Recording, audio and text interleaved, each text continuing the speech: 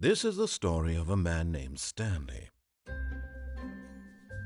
Stanley worked for a company in a big building where he was employee number 427. Employee number 427's job was simple. He sat at his desk in room 427 and he pushed buttons on a keyboard. Orders came to him through a monitor on his desk, telling him what buttons to push, how long to push them, and in what order. This is what employee 427 did every day of every month of every year. And although others might have considered it soul-rending, Stanley relished every moment that the orders came in, as though he had been made exactly for this job.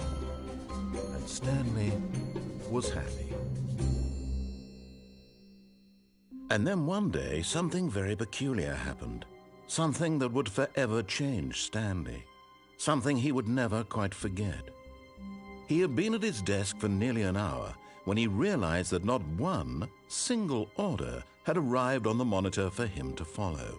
No one had showed up to give him instructions, call a meeting, or even say hi. Never in all his years at the company had this happened, this complete isolation.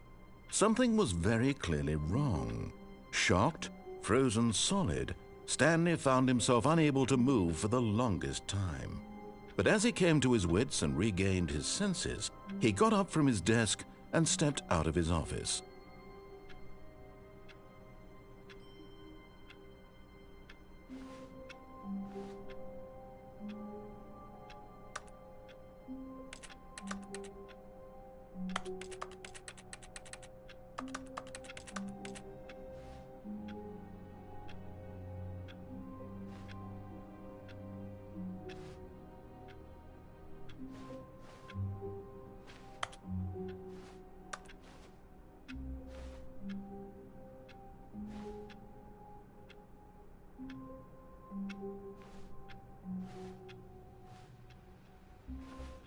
All of his co-workers were gone.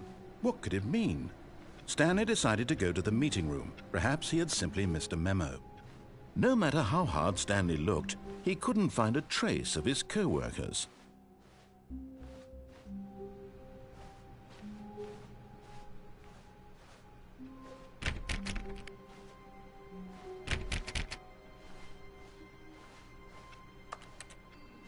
Stanley went around touching every little thing in the office, but it didn't make a single difference, nor did it advance the story in any way.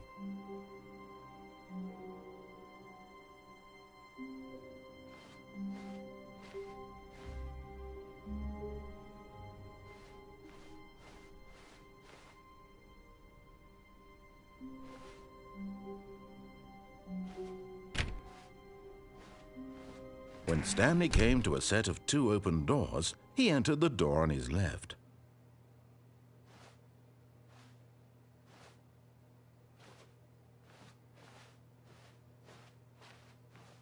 This was not the correct way to the meeting room, and Stanley knew it perfectly well. Perhaps he wanted to stop by the employee lounge first, just to admire.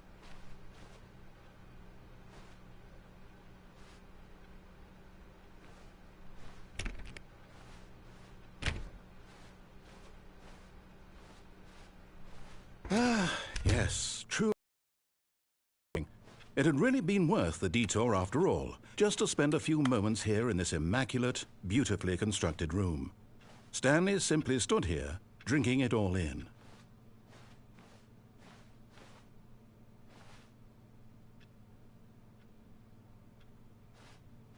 Yeah. But eager to get back to business, Stanley took the first open door on his left.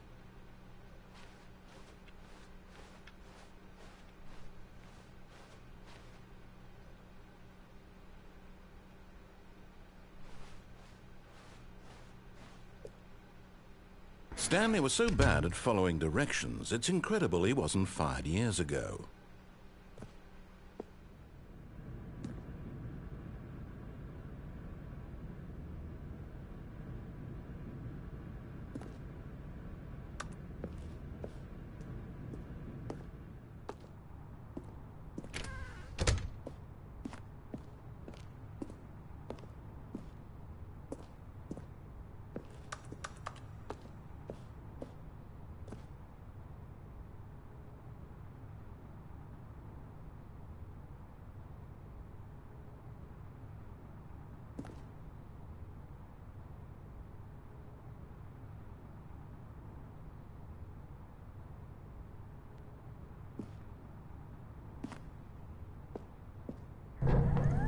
Look, Stanley, I think perhaps we've gotten off on the wrong foot here.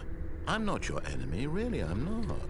I realize that investing your trust in someone else can be difficult, but the fact is that the story has been about nothing but you all this time. There's someone you've been neglecting, Stanley. Someone you've forgotten about. Please, stop trying to make every decision by yourself. Now, I'm not asking for me, I'm asking for her.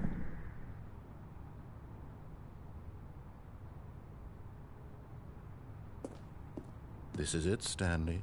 Your chance to redeem yourself, to put your work aside, to let her back into your life. She's been waiting.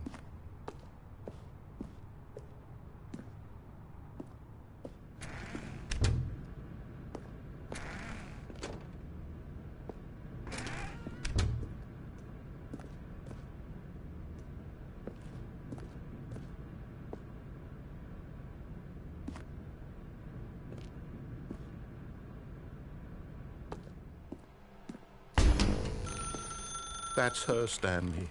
You need to be the one to do this, to reach out to her. If you can truly place your faith in another, then pick up the phone.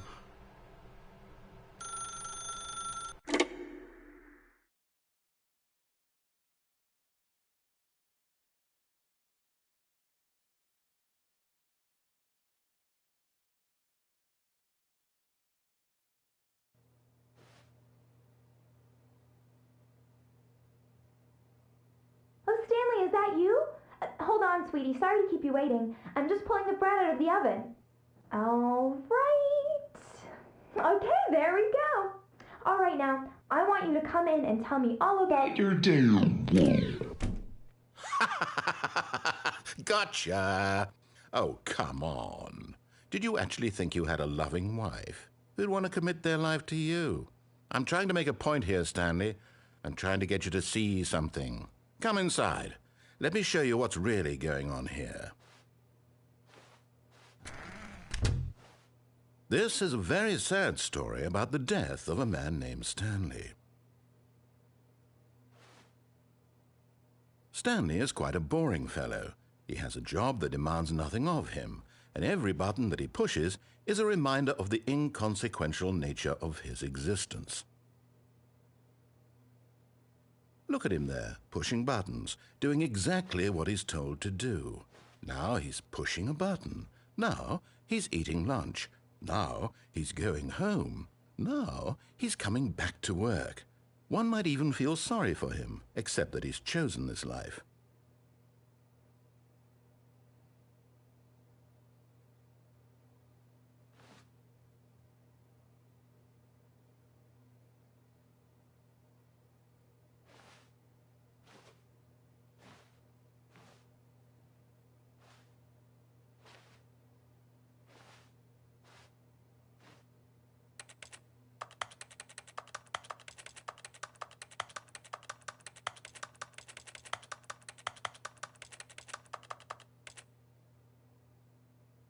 But in his mind, in his mind he can go on fantastic adventures. From behind his desk, Stanley dreamed of wild expeditions into the unknown, fantastic discoveries of new lands.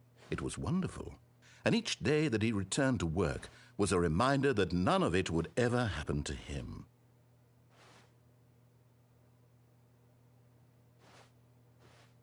And so he began to fantasize about his own job. First, he imagined that one day while at work, he stepped up from his desk to realize that all of his co-workers, his boss, everyone in the building had suddenly vanished off the face of the earth. The thought excited him terribly. So he went further. He imagined that he came to two open doors and that he could go through either. At last, choice. It barely even mattered what lay behind each door.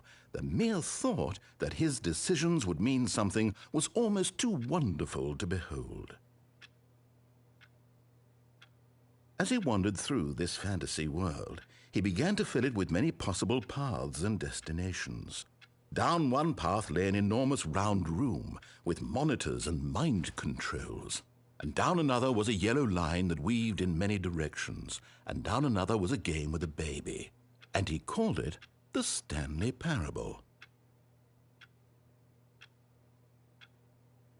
It was such a wonderful fantasy, and so in his head he relived it again, and then again, and again, over and over, wishing beyond hope that it would never end, that he might always feel this free. Surely there's an answer down some new path, mustn't there be? Perhaps if he played just one more time.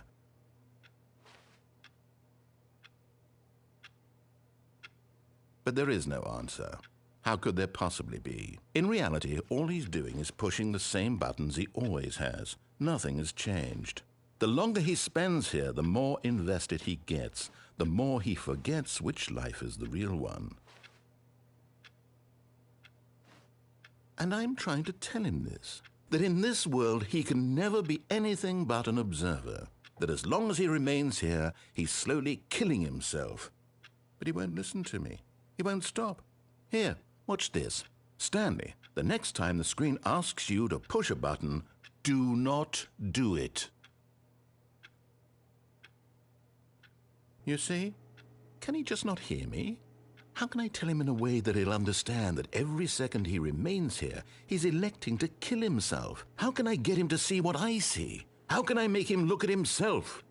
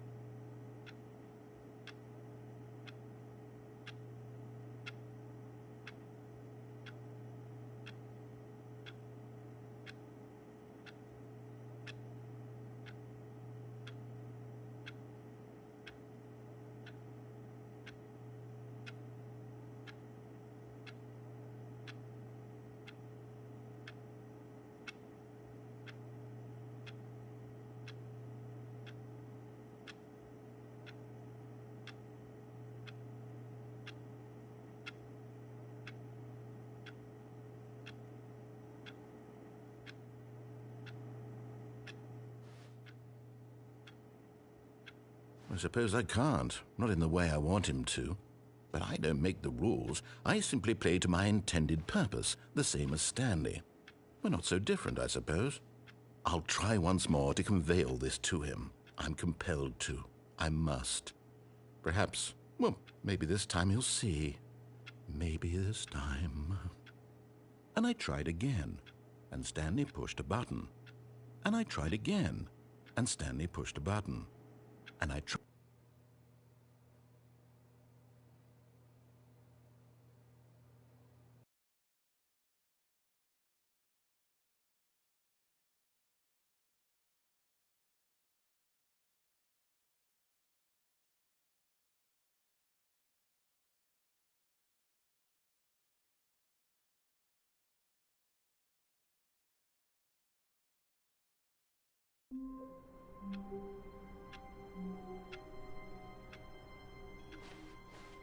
All of his co-workers were gone. What could it mean? Stanley decided to go to the meeting room. Perhaps he had simply missed a memo.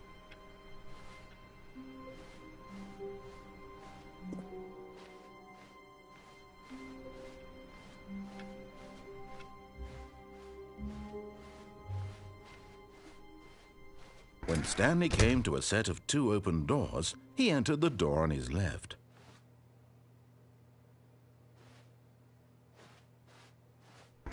This was not the correct way to the meeting room, and Stanley knew it perfectly well. Perhaps he wanted to stop by the employee lounge first, just to admire. Wow, yes, this room. What a beautiful room. What a gorgeous, gorgeous room.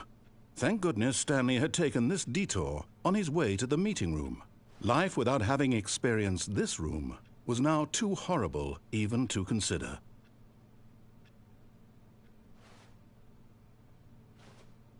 But eager to get back to business, Stanley took the first open door on his left.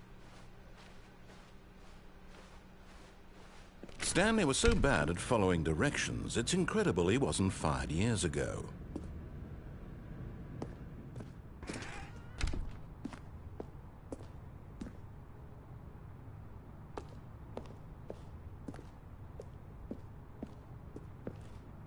But in his eagerness to prove that he is in control of the story and no one gets to tell him what to do, Stanley leapt from the platform and plunged to his death. Good job, Stanley. Everyone thinks you are very powerful.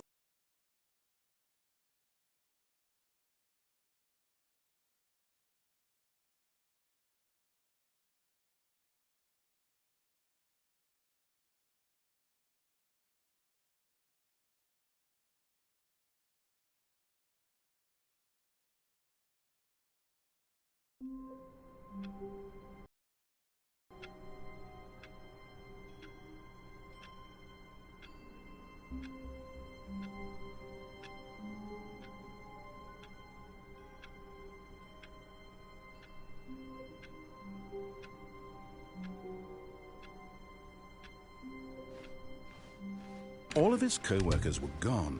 What could it mean? Stanley decided to go to the meeting room. Perhaps he had simply missed a memo.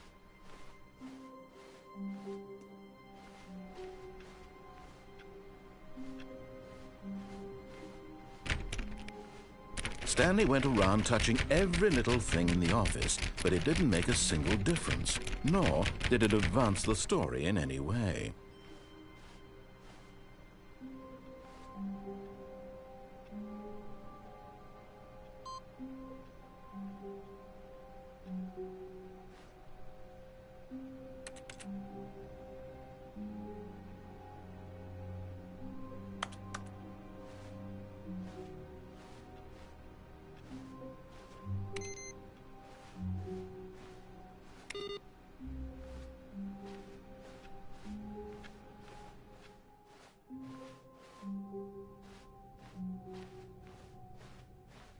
When Stanley came to a set of 2 open doors, he entered the door on his left.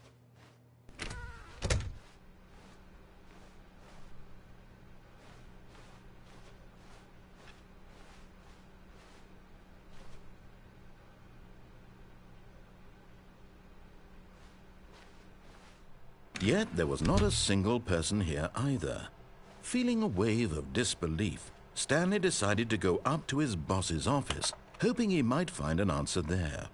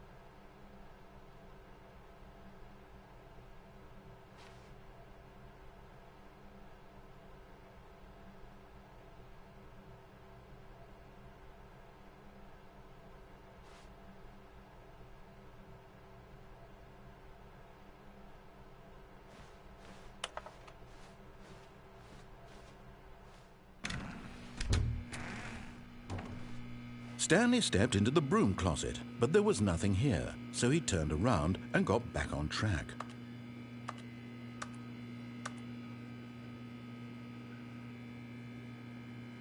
There was nothing here. No choice to make, no path to follow, just an empty broom closet. No reason to still be here.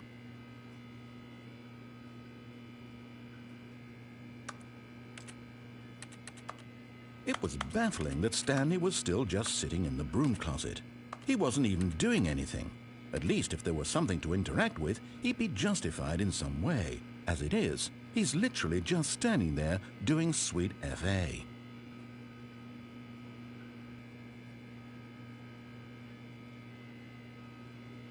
Are you really still in the broom closet?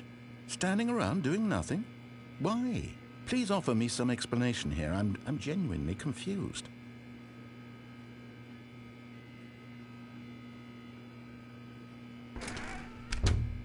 You do realize there's no choice or anything in here, right? If I'd said Stanley walked past the broom closet, at least you would have had a reason for exploring it to find out. But it didn't even occur to me because literally this closet is of absolutely no significance to the story whatsoever. I never would have thought to mention it.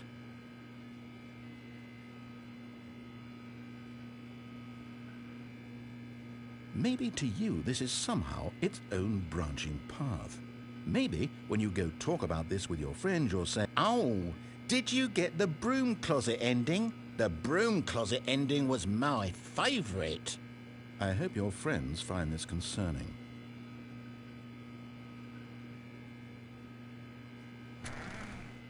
Stanley was fat and ugly and really stupid. He probably only got the job because of a family connection. That's how stupid he is. That or with drug money. Also, Stanley is addicted to drugs and hookers.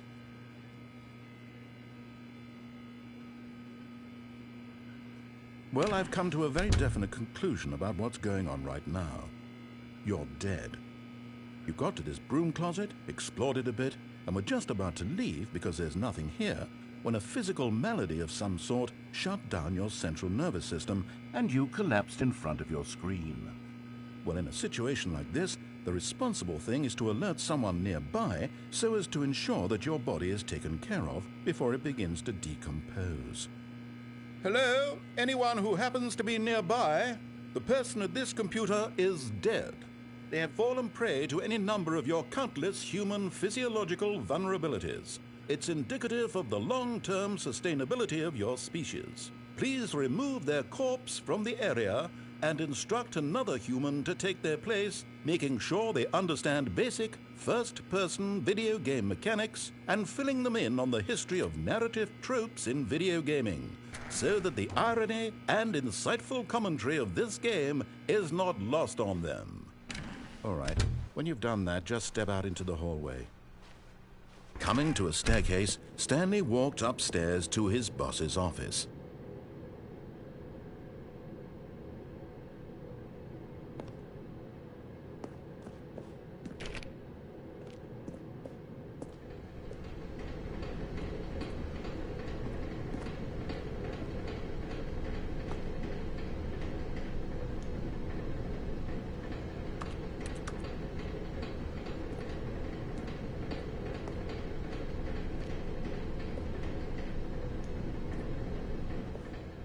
But Stanley just couldn't do it. He considered the possibility of facing his boss, admitting he had left his post during work hours. He might be fired for that. And in such a competitive economy, why had he taken that risk? All because he believed everyone had vanished? His boss would think he was crazy. And then something occurred to Stanley. Maybe, he thought to himself, maybe I am crazy. All of my co-workers blinking mysteriously out of existence in a single moment for no reason at all? None of it made any logical sense. And as Stanley pondered this, he began to make other strange observations. For example, why couldn't he see his feet when he looked down? Why did doors close automatically behind him wherever he went? And for that matter, these rooms were starting to look pretty familiar. Were they simply repeating? No, Stanley said to himself, this is all too strange. This can't be real. and at last he came to the conclusion that had been on the tip of his tongue. He just hadn't found the words for it. "I'm dreaming!" he yelled. "This is all a dream." Oh, what a relief Stanley felt to have finally found an answer, an explanation. His co-workers weren't actually gone. He wasn't going to lose his job. He wasn't crazy after all. And he thought to himself, I suppose I'll wake up soon. I'll have to go back to my boring real-life job pushing buttons. I may as well enjoy this while I'm still lucid. So he imagined himself flying and began to gently float above the ground. Then he imagined himself soaring through space on a magical starfield, and it too appeared. It was so much fun, and Stanley marveled that he had still not woken up. How was he remaining so lucid? And then perhaps the strangest question of them all entered Stanley's head. One he was amazed he hadn't asked himself sooner. Why is there a voice in my head dictating everything that I'm doing and thinking? Now the voice was describing itself being considered by Stanley, who found it particularly strange. I'm dreaming about a voice describing me, thinking about how it's describing my thoughts, he thought. And while he thought it all very odd and wondered if this voice spoke to all people in their dreams, the truth was that, of course, this was not a dream. How could it be? Was Stanley simply deceiving himself, believing that if he's asleep, he doesn't have to take responsibility for himself? Stanley is as awake right now as he's ever been in his life. Now, hearing the voice speak these words was quite a shock to Stanley. After all, he knew for certain, beyond a doubt, that this was in fact a dream. Did the voice not see him float and make the magical stars just a moment ago? How else would the voice explain all that? This voice was a part of himself too. Surely, if he could just... He would prove it. He would prove that he was in control, that this was a dream. So he closed his eyes gently, and he invited himself to wake up. He felt the cool weight of the blanket on his skin, the press of the mattress on his back, the fresh air of a world outside this one. Let me wake up, he thought to himself. I'm through with this dream. I wish it to be over. Let me go back to my job. Let me continue pushing the buttons. Please, it's all I want. I want my apartment and my wife and my job. All I want is my life exactly the way it's always been. My life is normal. I am normal.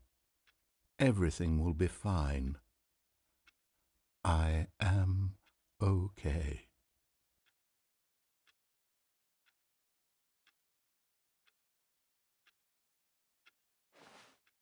Stanley began screaming.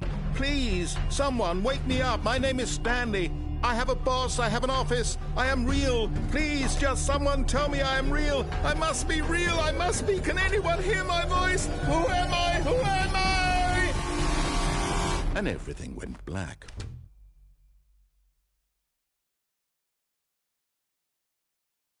This is the story of a woman named Mariella. Mariella woke up on a day like any other. She arose, got dressed, gathered her belongings, and walked to work. But on this particular day, her walk was interrupted by the body of a man who had stumbled through town talking and screaming to himself, and then collapsed dead on the sidewalk. And although she would soon turn to go call for an ambulance, for just a few brief moments, she considered the strange man. He was obviously crazy. This much she knew. Everyone knows what crazy people look like. And in that moment, she thought to herself how lucky she was to be normal. I am sane. I am in control of my mind. I know what is real and what isn't. It was comforting to think this, and in a certain way, seeing this man made her feel better. But then she remembered the meeting she had scheduled for that day, the very important people whose impressions of her would affect her career, and by extension, the rest of her life. She had no time for this, so it was only a moment that she stood there, staring down at the body. And then she turned and ran.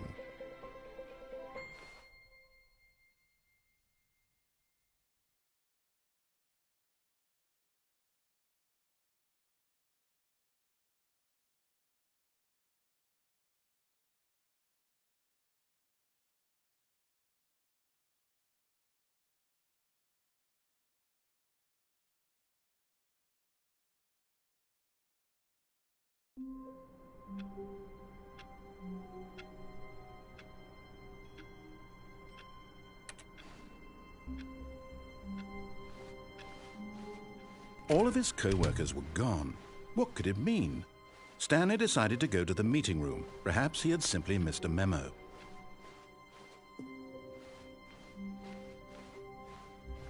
When Stanley came to a set of 2 open doors, he entered the door on his left.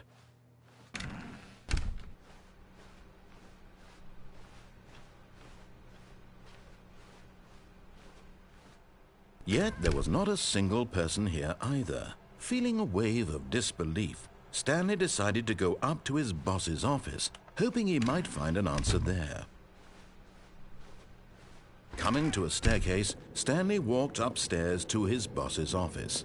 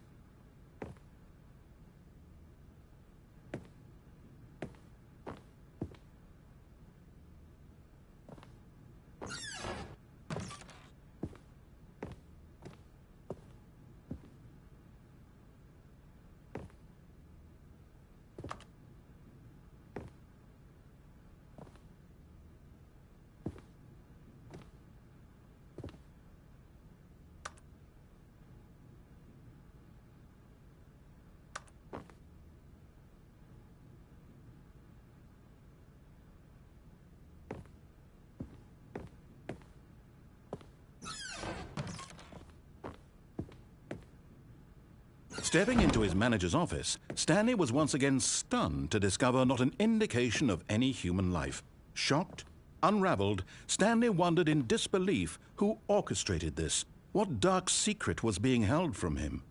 What he could not have known was that the keypad behind the boss's desk guarded the terrible truth that his boss had been keeping from him. And so the boss had assigned it an extra secret PIN number, 2845.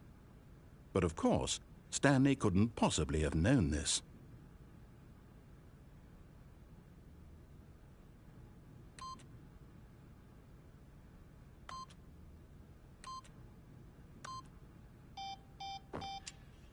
Stanley just sat around twiddling his thumbs.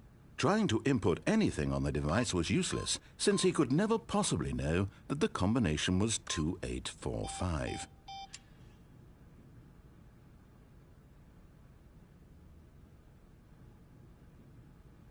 Two, 8, 4, 5.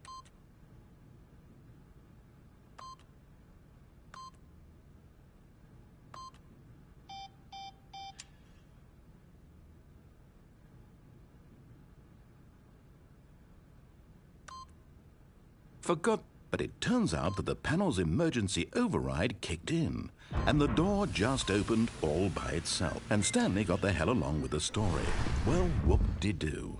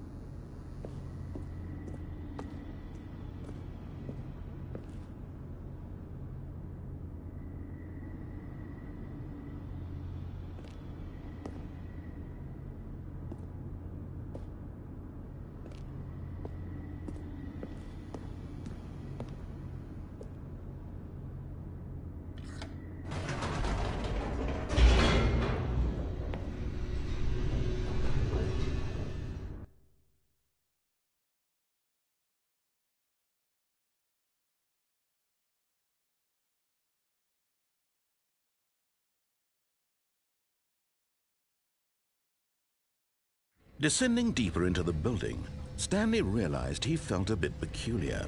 It was a stirring of emotion in his chest, as though he felt more free to think for himself, to question the nature of his job. Why did he feel this now, when for years it had never occurred to him? This question would not go unanswered for long. Stanley walked straight ahead through the large door that read Mind Control Facility.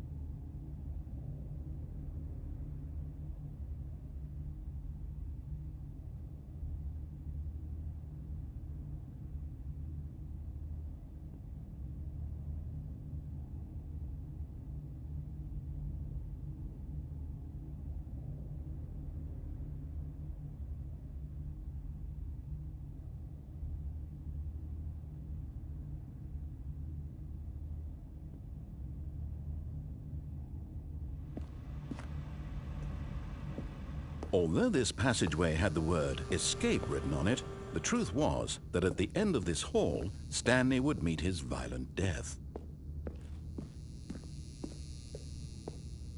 The door behind him was not shut. Stanley still had every opportunity to turn around and get back on track. At this point, Stanley was making a conscious, concerted effort to walk forward and willingly confront his death.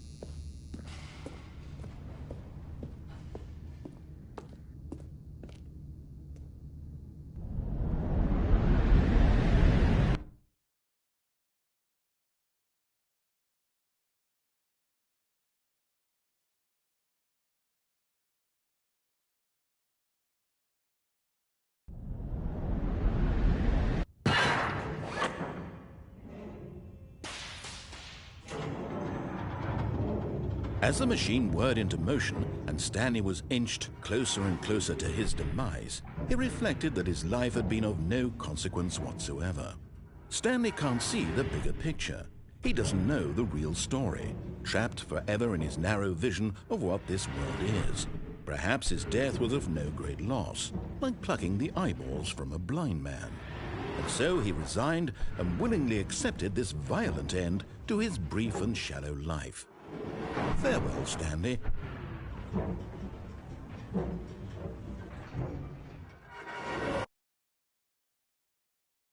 "Farewell, Stanley," cried the narrator, as Stanley was led helplessly into the enormous metal jaws. In a single visceral instant, Stanley was obliterated as the machine crushed every bone in his body, killing him instantly.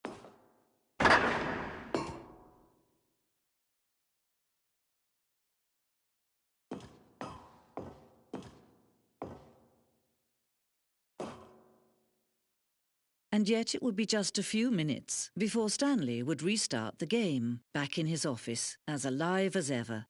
What exactly did the narrator think he was going to accomplish? When every path you can walk has been created for you long in advance, death becomes meaningless, making life the same. Do you see now?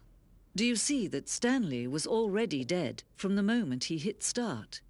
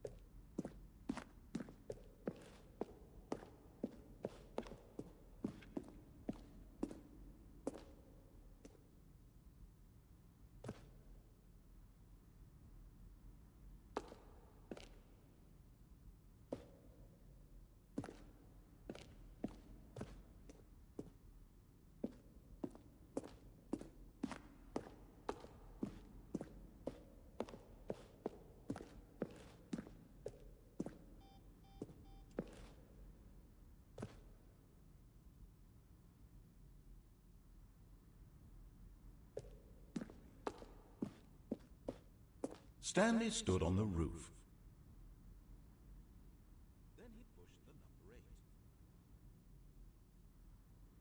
Then he pushed the number 4.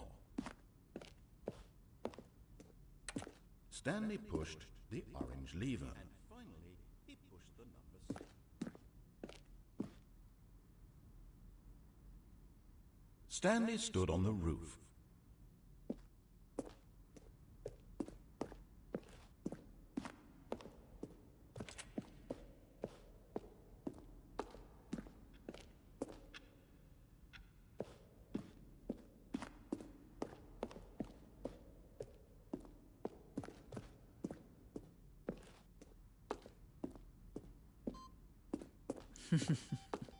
Oh, look at these two. How they wish to destroy one another. How they wish to control one another. How they both wish to be free.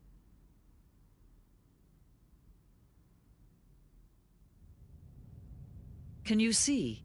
Can you see how much they need one another? No, perhaps not. Sometimes these things cannot be seen. But listen to me. You can still save these two. You can stop the program before they both fail. Turn off your PlayStation. There's no other way to beat this game. As long as you move forward, you'll be walking someone else's path. Stop now and it'll be your only true choice. Whatever you do, choose it. Don't let time choose for you. Don't let...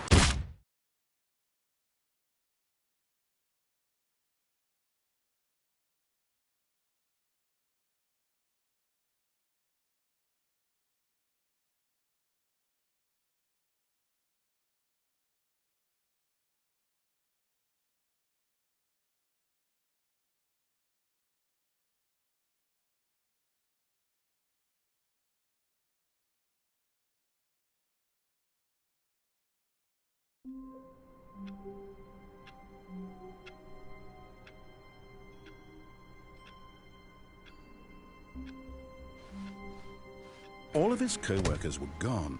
What could it mean? Stanley decided to go to the meeting room. Perhaps he had simply missed a memo.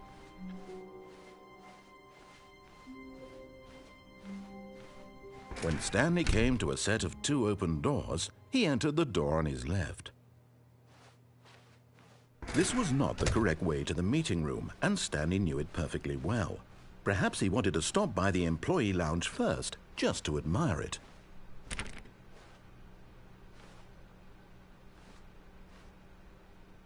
The lounge was sublime, a work of art. What was it about this room that called so deeply and so personally to Stanley? Its grace? Its subtle charm? No. Stanley knew it was something deeper, something darker.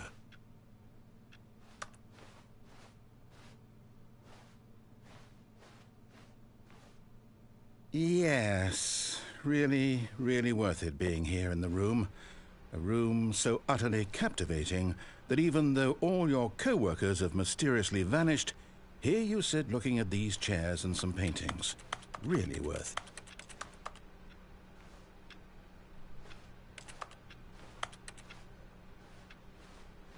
At this point, Stanley's obsession with it, but at last he'd had enough of the amazing room and took the first open door on his left to get back to business.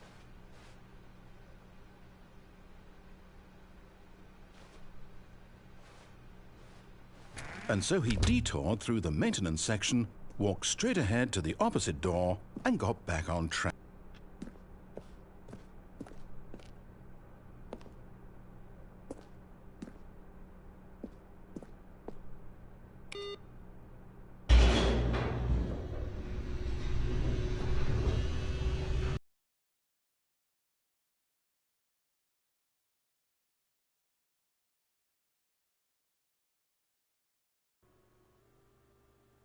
But Stanley didn't want to go back to the office. He wanted to wander about and get even further off track. So now in order to get back, he needed to go, from here it's, left.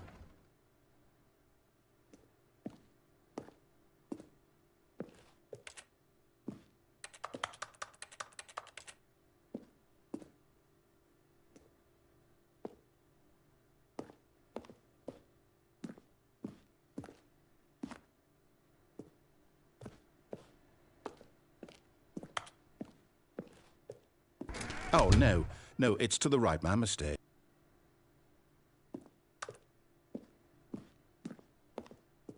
No, not the right. Why would I have ever said it was to the right? What was I thinking? It's clearly... Oh, dear, would you hold on for a minute, please? Now, let's see. We went down right, left, down, left, right. Yep, okay, yes. I've got it now. This story is absolutely, definitely this way.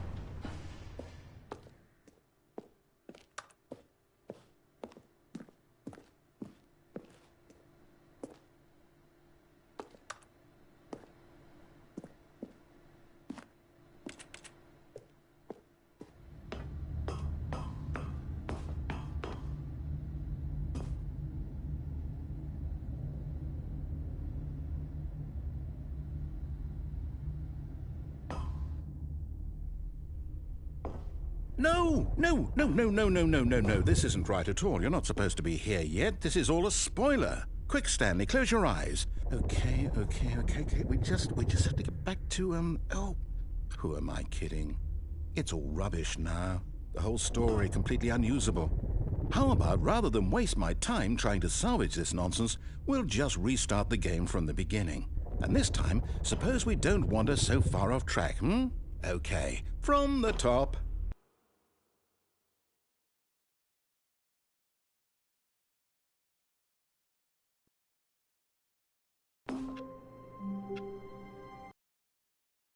All of his co-workers were gone. What could it mean? Stanley decided to go to the meeting room. Perhaps he had simply missed a memo.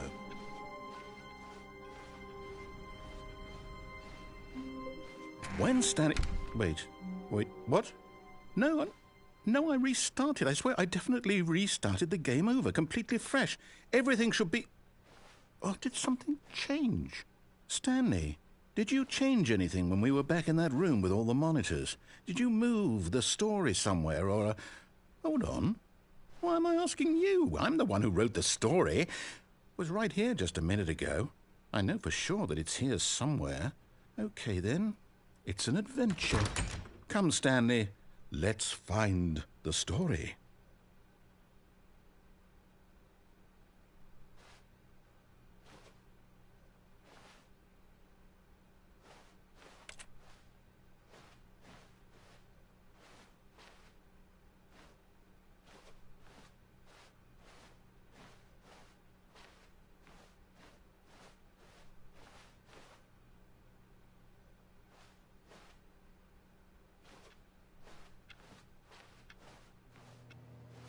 I'll say it. This is the worst adventure I've ever been on. I can promise you there definitely was a story here before. Do we need to restart the game again? Well, I find it unlikely that we'll ever progress by starting over and over again, but it's got to be better than this. Okay, let's give it a shot. Why not?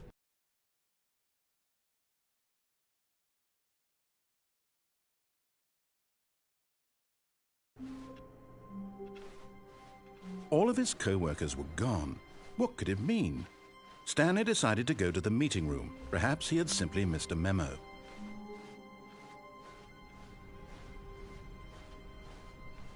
Okay, yep, it's worse. I might be remembering this wrong. It's possible the story is back where we just came from. Why don't we go back the other direction and see if we missed anything?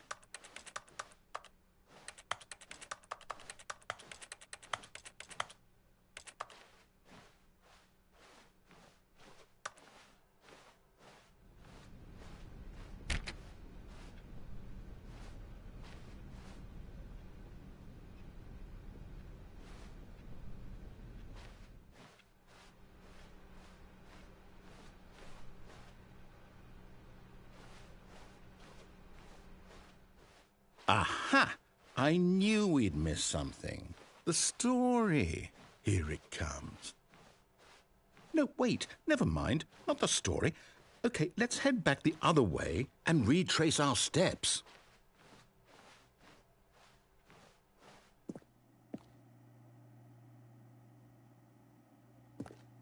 Now this... Well, I'll be honest. I don't recognize this place at all. Is this the story?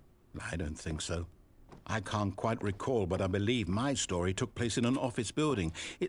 Is that correct? Do you remember, Stanley? Well, do you know what? Since I've completely forgotten what we were supposed to be doing, how about this? You win! Congratulations! I know you put in a lot of hard work, and it really paid off, so good job. Oh, no. No, I don't feel right about this at all.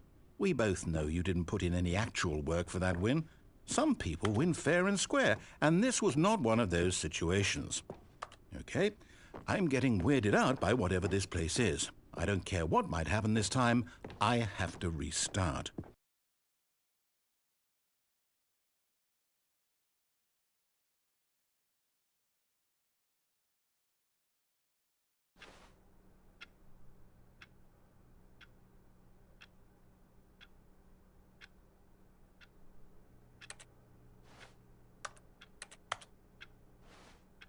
All right, I've got a solution. This time, to make sure we don't get lost, I've employed the help of the Stanley Parable Adventure Line.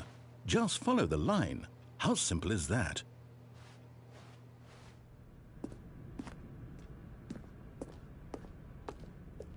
You see, the line knows where the story is. It's over in this direction.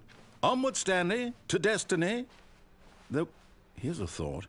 Wouldn't wherever we end up be our destination, even if there's no story there? Or to put it another way, is the story of no destination still a story? Simply by the act of moving forward, are we implying a journey such that a destination is inevitably conjured into being via the very manifestation of the nature of life itself? Okay, Stanley, I need to follow this train of thought for a minute. Just stick with me. Now, we can both agree that the nature of existence is in fact a byproduct of one's subjective experience of that existence, right? Okay, now if my experience of your existence rests inside of your subjective experience of this office, is this office in fact the skeleton of my own relative experiential mental subjective construct? Whoa. Hang on. That got a bit weird back there. Well, I'd like to apologize. Not sure where I was going with all that. You know what? I think what we need right now is a bit of music to lighten the mood.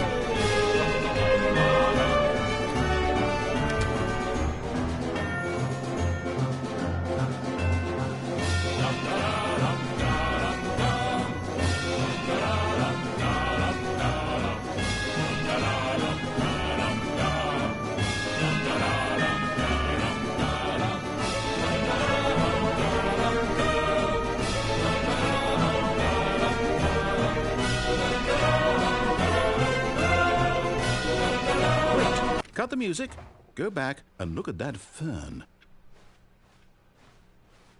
Stanley, this fern will be very important later in the story. Make sure you study it closely and remember it carefully. You won't want to miss anything.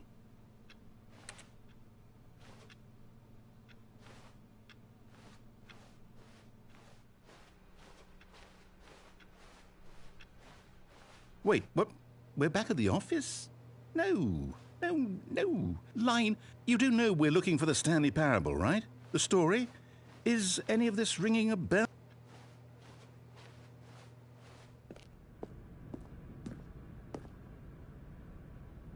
Oh, no, not again. Line, how could you have done this to us? And after we trusted you, after everything we've been through, you... Oh, I can't take this anymore. To hell with it. Restart.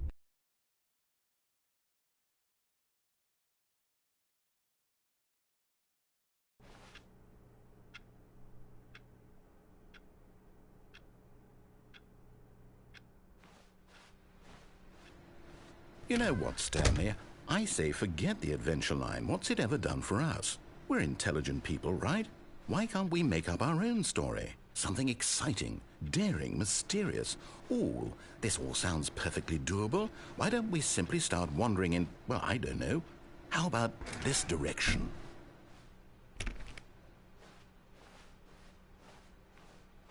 Now, yes, this is exciting. Just me and Stanley forging a new path, a new story. Well, it could be anything. What do you want our story to be? Go wild. Use your imagination. Whatever it might be, Stanley, I'm ready for it. Oh, no, not you again. Stanley, I'd also like to veto the line from having any role in our awesome new story. No lines or monitor rooms. Just don't acknowledge it, and we should be fine.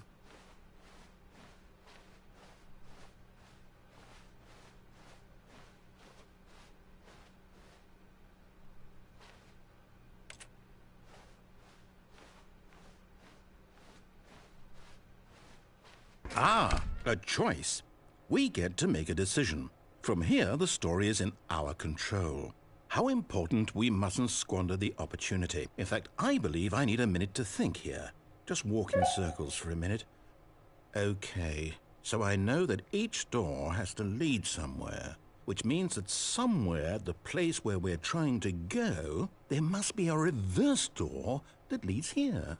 And that in turn means that our destination corresponds with the counter-inverted reverse door's origin. So starting from the right, let us ask, will taking the right door lead us to where we're going? And since the answer is clearly yes, then by all accounts, the door on the right is the correct one. Another victory for logic.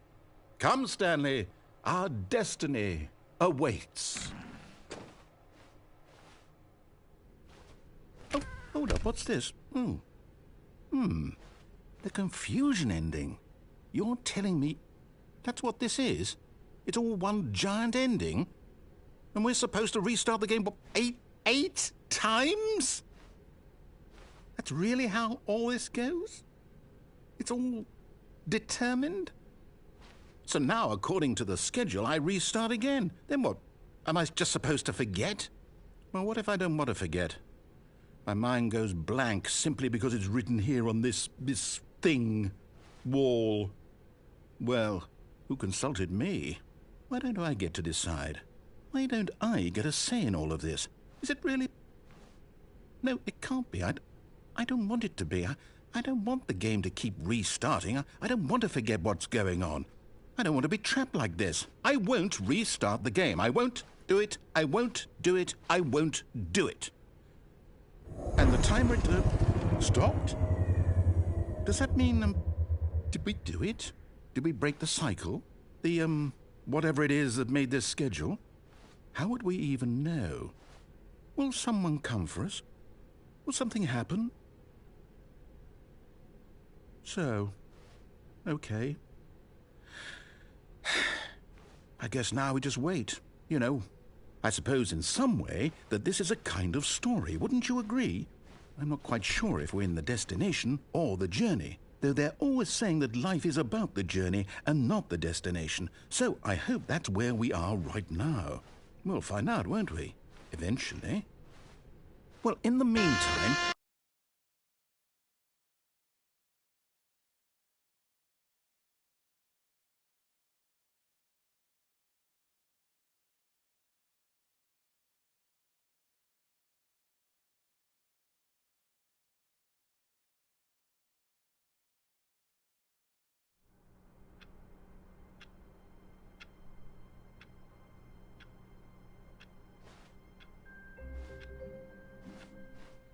How long was I sitting there? Stanley wondered to himself. Minutes? Days? Centuries? Did something crucial happen while my senses were turned? He made a note to be more careful with time from now on.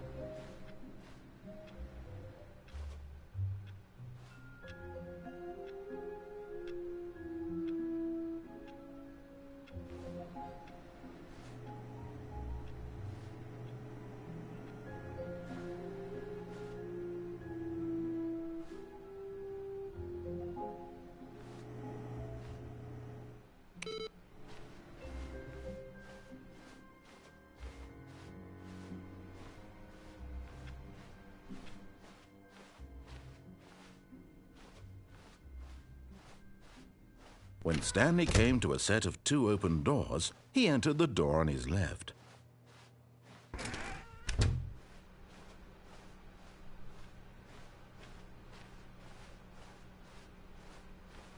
Yet there was not a single person here either. Feeling a wave of disbelief, Stanley decided to go up to his boss's office, hoping he might find an answer there.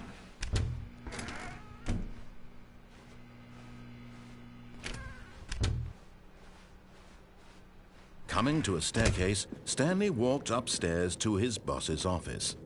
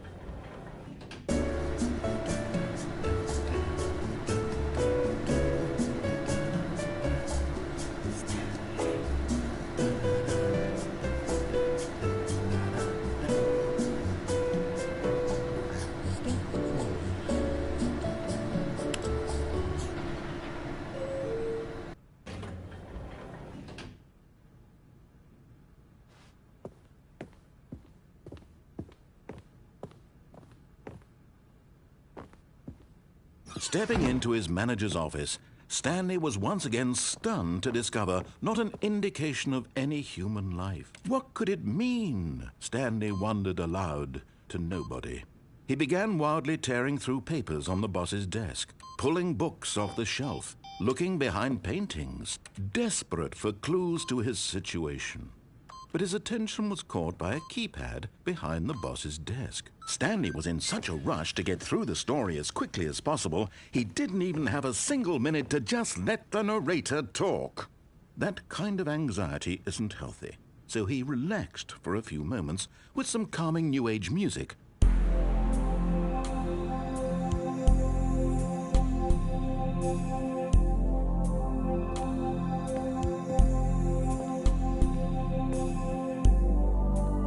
Feeling soothed and rejuvenated, Stanley calmly walked forward into the opened passageway.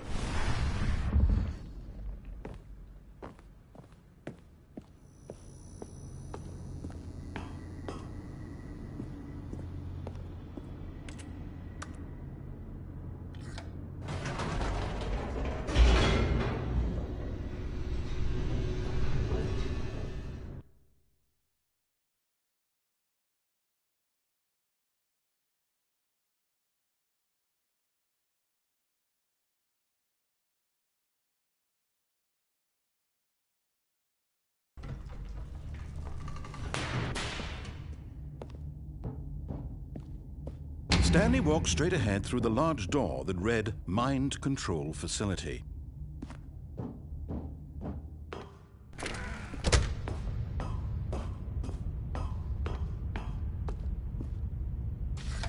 The lights rose on an enormous room packed with television screens. What horrible secret did this place hold? Stanley thought to himself. Did he have the strength to find out?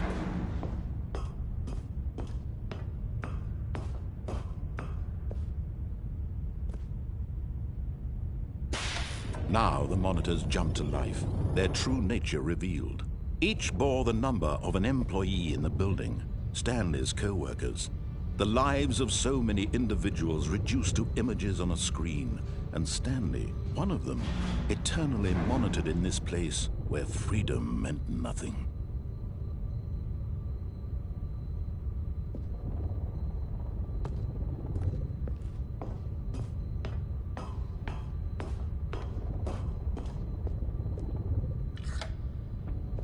This mind control facility, it was too horrible to believe. It couldn't be true. Had Stanley really been under someone's control all this time? Was this the only reason he was happy with his boring job?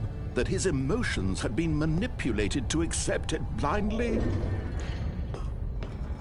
No, he refused to believe it. He couldn't accept it. His own life in someone else's control? Never! It was unthinkable. Wasn't it? Was it even possible? Had he truly spent his entire life utterly blind to the world?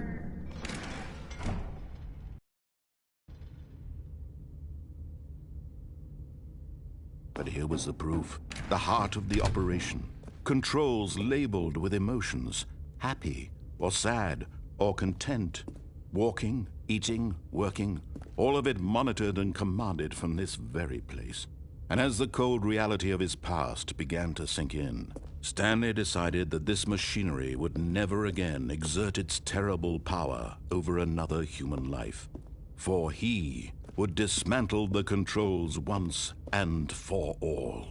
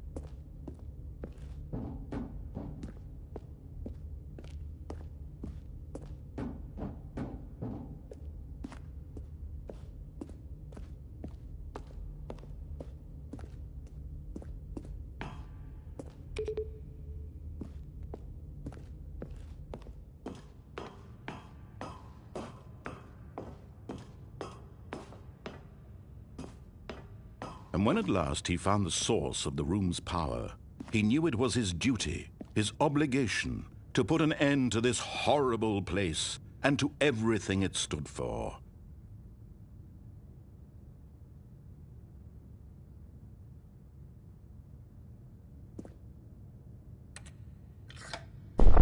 Oh, Stanley, you didn't just activate the controls, did you?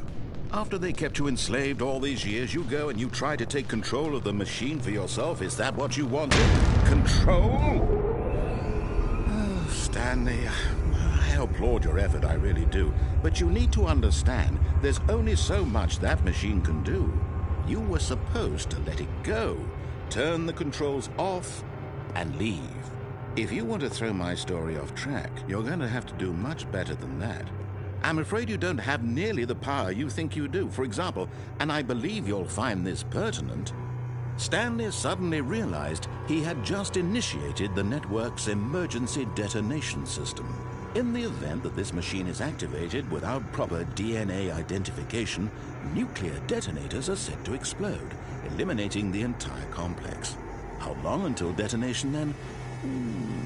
Let's say, 2 minutes. Ah, now this is making things a little more fun, isn't it, Stanley? It's your time to shine. You are the star. It's your story now. Shape it to your heart's desires. Oh, this is much better than what I had in mind. What a shame we have so little time left to enjoy it. Mere moments until the bomb goes off. But what precious moments each one of them is.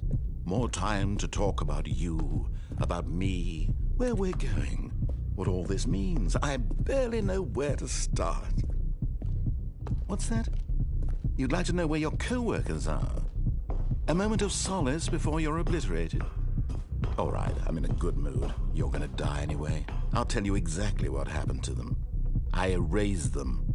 I turned off the machine. I set you free. Of course, that was merely in this instance of the story. Sometimes when I tell it, I simply let you sit there in your office forever, pushing buttons endlessly and then dying alone. Other times, I let the office sink into the ground, swallowing everyone inside, or I let it burn to a crisp. I have to say this, though, this version of events has been rather amusing.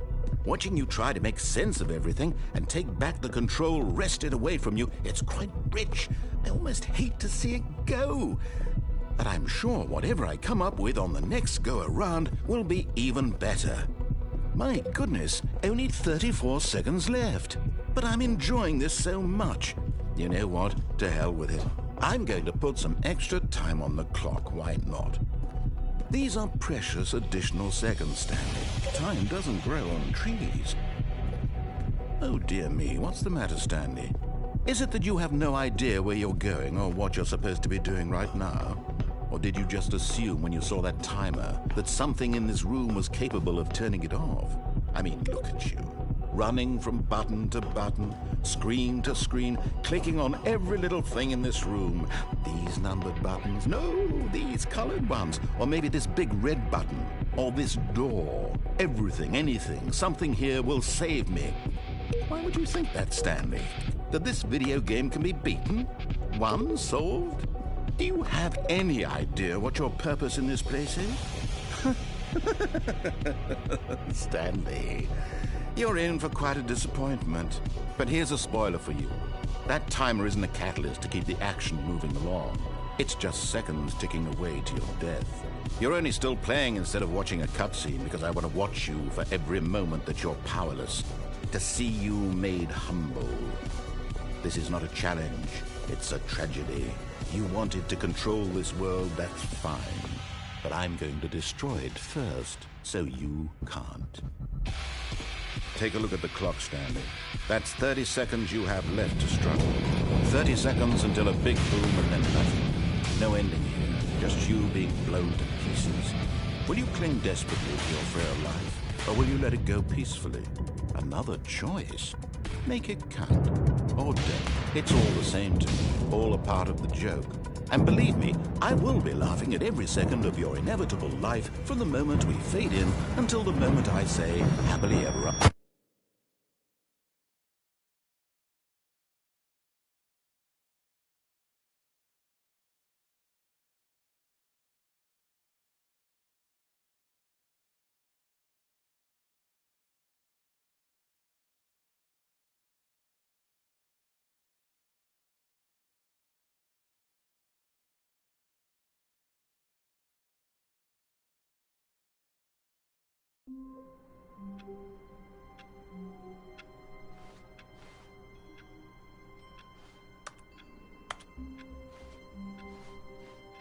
All of his co-workers were gone. What could it mean? Stanley decided to go to the meeting room. Perhaps he had simply missed a memo. Oh, new content? What does that mean, new content?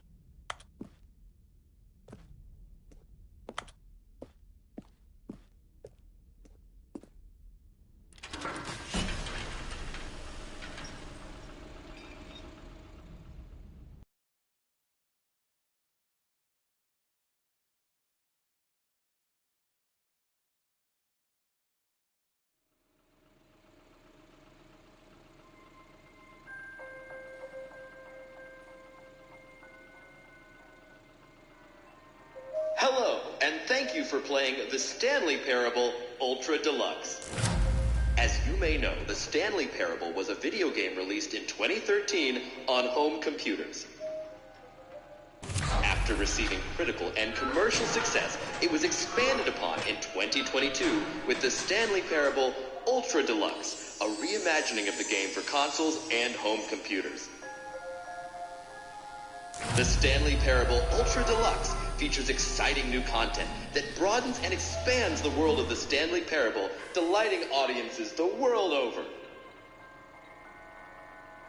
Please, step inside and see what thrilling new adventures await in The Stanley Parable Ultra Deluxe. Oh, well, this sounds delightful. I'm very excited to see the thrilling new Ultra Deluxe content.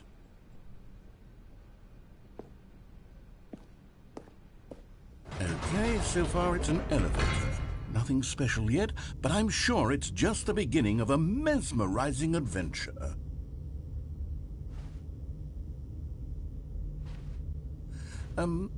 Is it broken? What's going on here?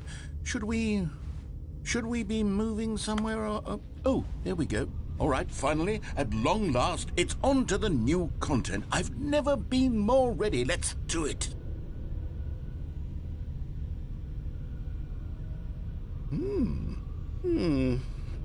I have to say, initial impressions of Stanley Parable Ultra Deluxe, mostly tedious. It's as if the...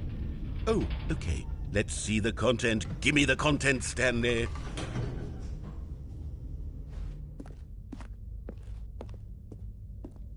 All right, let's see. It's the jump circle.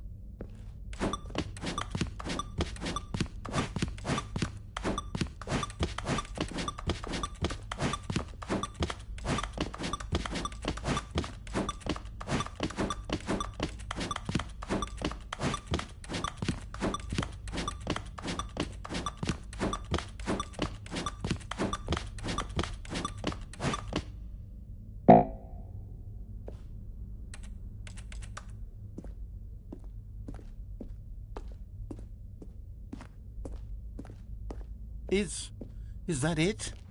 Surely that's not all the new content. There has to be something else, right? Goodness, another elevator. Stanley, I have to say, initial impressions of this game are not positive. It's just elevators and jumping. Is this what passes for exciting new content? If this is new content, then I could just read you the whole dictionary. There's 20 hours of new content right there. Hell, I could count to 30 trillion. You could put that on the box. The Stanley Parable Ultra Deluxe, now with over 1,000 hours of new content. And if... Oh, wait. There's more. Very good. Yes. I knew there had to be something else. Let's see it. I'm ready for whatever it is.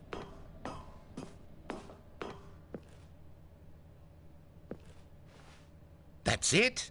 Oh, you've got to be kidding me. You see, Stanley?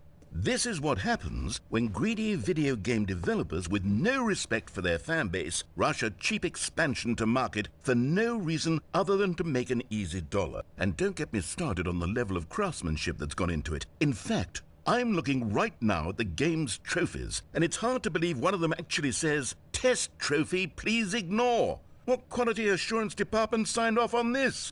I'm infuriated and I'm offended, and I intend to find these people on Twitter and hold them personally accountable. It's my fault, Stanley.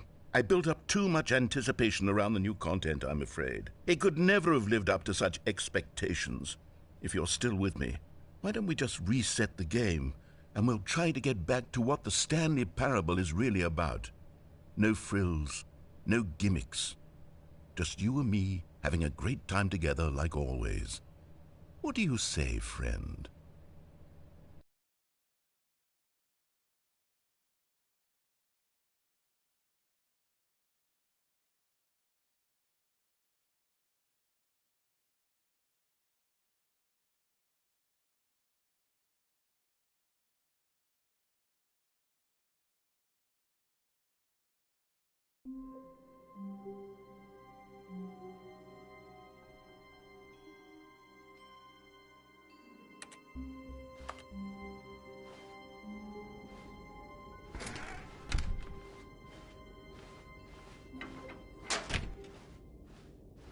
Psst! Stanley! Come over here! In the vent! I want to show you something!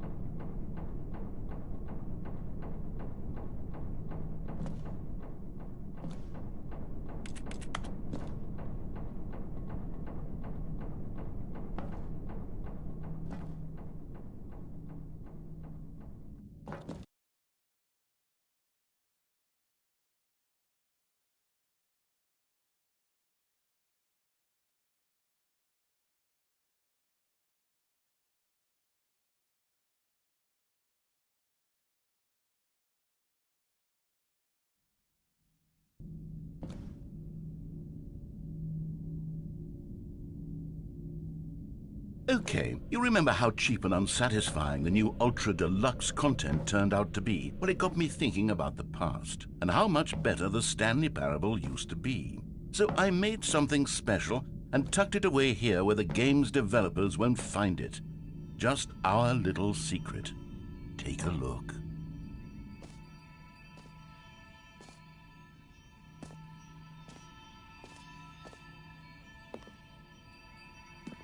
I call it the Memory Zone. It's where I've been storing all my favorite memories so I can relive the peak experiences of my life whenever I want. Experiences like the launch of the Stanley Parable on PC.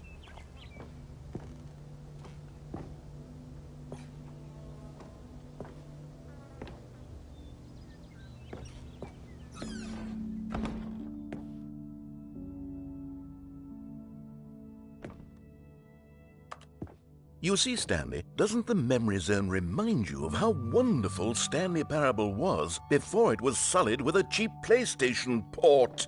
Remember back in October of 2013, when the game originally launched? Back then, video games had integrity. Back then, it all meant something. Oh, the waste.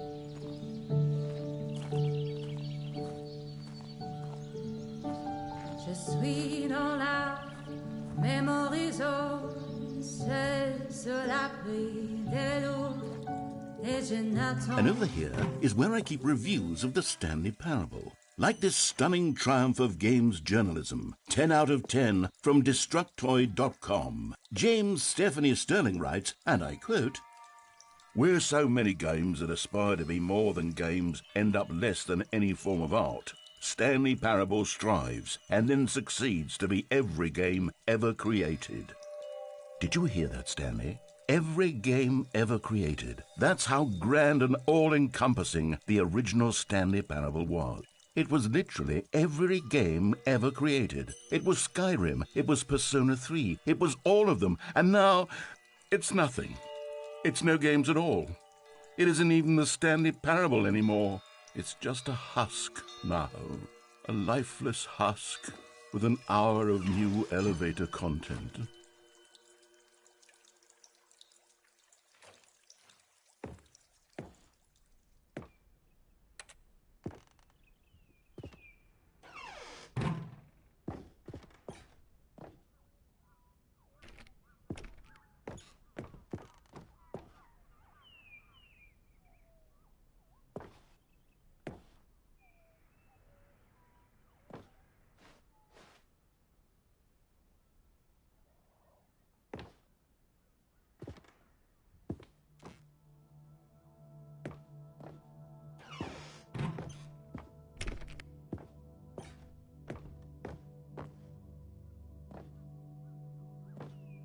Here's another moving passage, this time from GameSpot.com.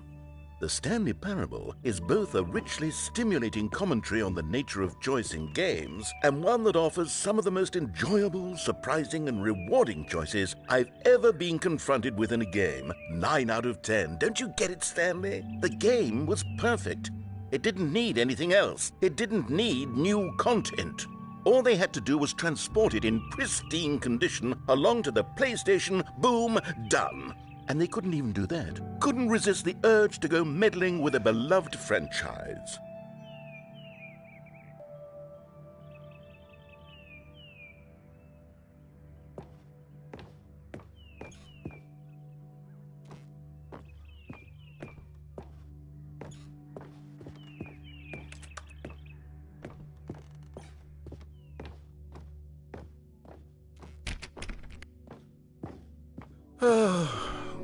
These were simpler times, Stanley. But I wouldn't give to go back, to have it all over again. Wait, hang on. I don't recall this part of the memory zone before. What's this? What's down here? Oh, no. Oh, God, no, Stanley. It's a collection of reviews from Pressurized Gas, the extremely popular online storefront for computer games. I haven't looked at these in years. I can't even imagine what's been collecting down here. Surely these reviews were glowing as well, weren't they? Honestly, I could not be bothered to play this game to full completion. The narrator is obnoxious and unfunny, with his humor and dialogue proving to be more irritating than entertaining. Unfunny? I'm not trying to be funny. I'm trying to make a serious work of art. I suppose I could write up a handful of gags to insert into the Stanley Parable, but the game is already such a densely layered web of profound philosophical insights that I can't even imagine where I'd have the room to stick them.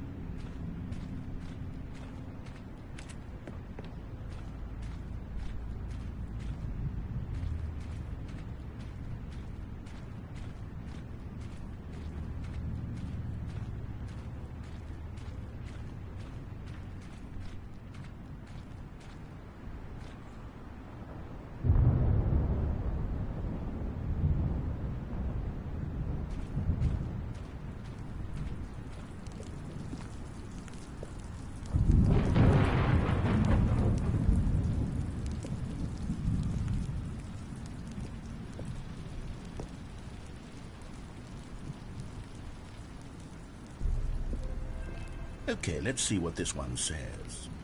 While the idea for the game is good, for someone who prefers non-linear games, this preachiness gets annoying fast. Preachy?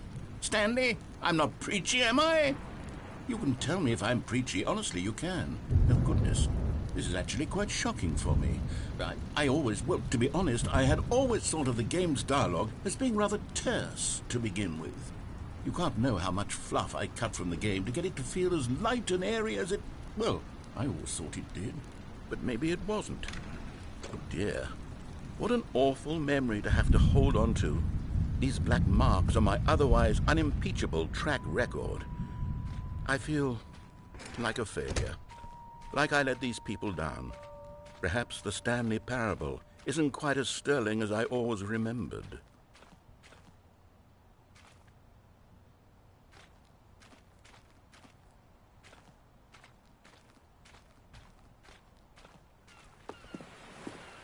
What's this one got to say? You constantly have to stop doing anything so the narrator can catch up with his long-winded explanations of what's happening. I wish there was a skip button. A skip button? Well, yes. Yes, I think we can do that. If I'm truly too preachy, then maybe letting you skip ahead for just a moment, surely it couldn't hurt. Not if it means we can strike these negative reviews from the record. Only positive reviews of the Stanley Parable. That's my motto today, and it's always been my motto. I'd do anything for the customer, Stanley. Yes, a skip button we shall have.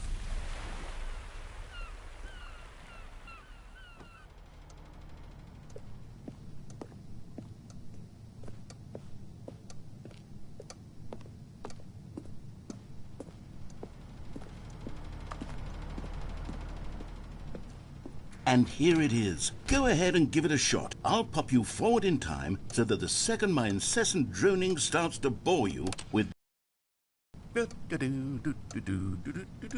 Oh, you're back, you see. You were only frozen in time for a few minutes, but it was plenty of time for me to deliver a long, rambling monologue full of... Well, there's sport. You really did catch me rambling on a bit, didn't you? But that's the power of the button. The minute I start to go off on a thoughtless display of self-absorption...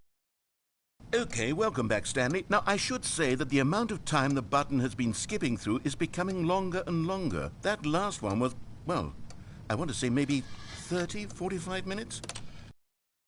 Stanley, please don't push the button again. It's been 12 hours.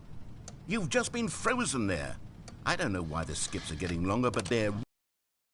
Oh, Stanley, you're back. You're back. Oh, my goodness. I have someone to talk to again. Stanley, I think it's been a week. Or 2 weeks. I've been sitting here all that time. Just sitting here. Oh, hello. It's you. You're here again. Welcome. I have had time to think about you and about us and about everything we've been through. I've had so much time, I stopped keeping track after a year.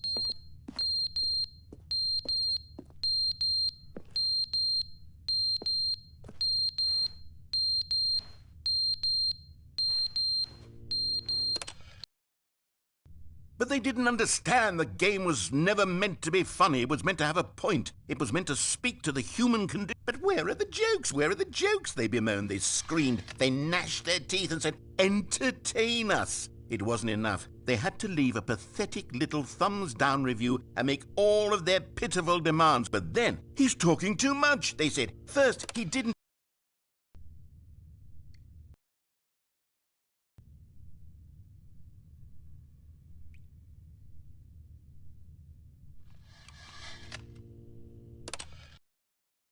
end, is never the end, is never the end, is never the end, is never the end, is never the end, is never the end, is never the end, is never the end, is never the end, is never the end, is never the end, is never the end, is never the end, is never the end, is never the end, is never the end, is never the end.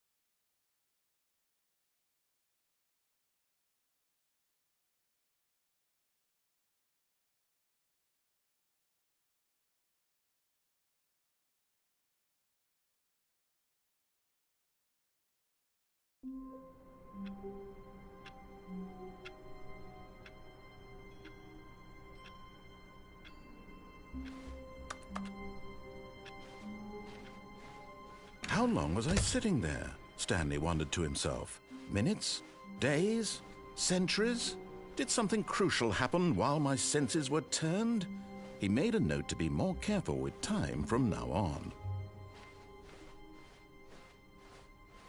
When Stanley came to a set of 2 open doors, he entered the door on his left.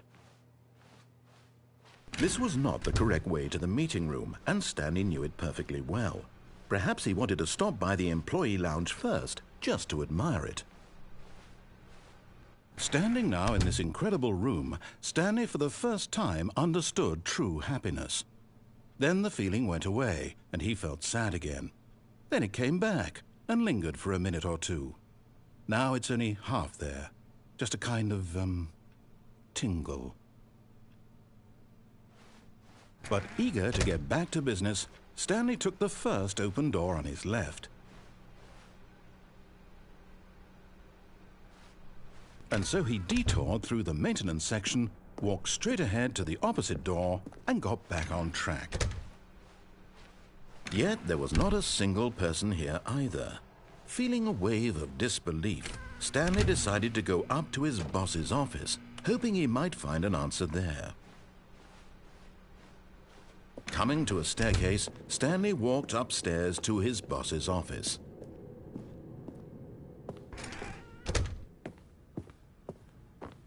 Okay, I think we all know the drill by now. Blah, blah, blah. Dark secrets, the keypad. Stanley pushes some buttons. Oh, hey, look, it's a new passageway. Quelle surprise.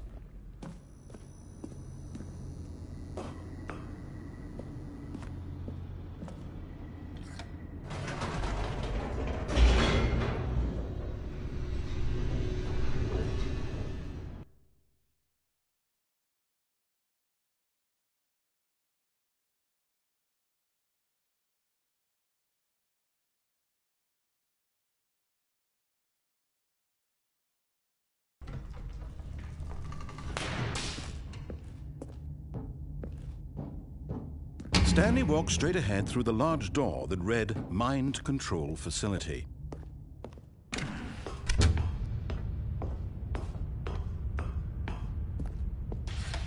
The lights rose on an enormous room packed with television screens.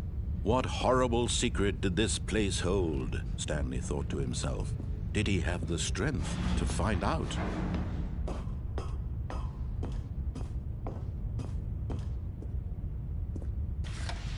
Now the monitors jumped to life, their true nature revealed. Each bore the number of an employee in the building, Stanley's co-workers. The lives of so many individuals reduced to images on a screen, and Stanley, one of them, eternally monitored in this place where freedom meant nothing.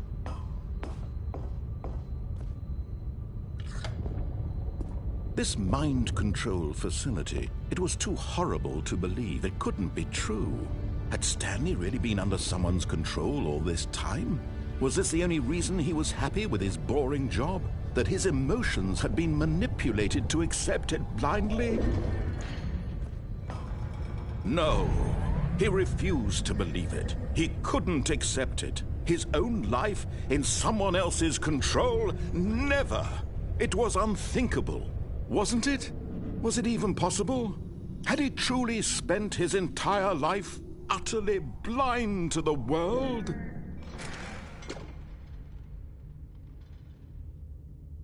But here was the proof. The heart of the operation. Controls labeled with emotions. Happy, or sad, or content. Walking, eating, working. All of it monitored and commanded from this very place. And as the cold reality of his past began to sink in, Stanley decided that this machinery would never again.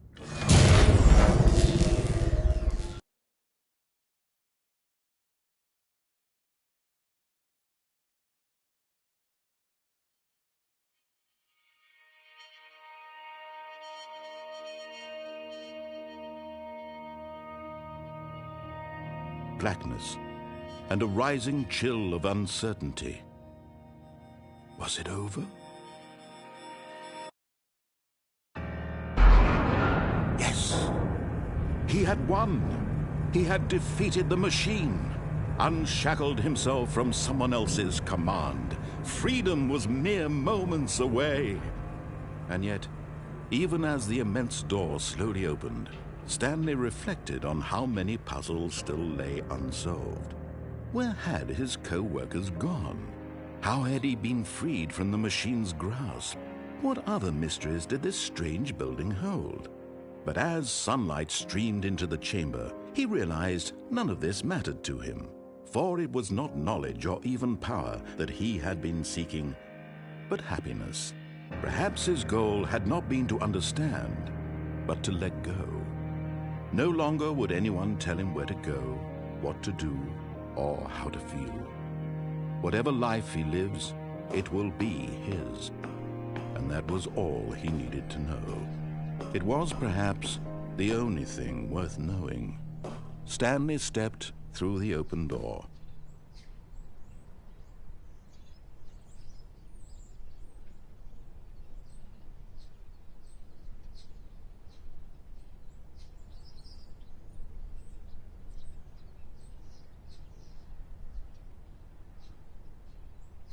Stanley felt the cool breeze upon his skin, the feeling of liberation, the immense possibility of the new path before him. This was exactly the way right now, that things were meant to happen. And Stanley was happy.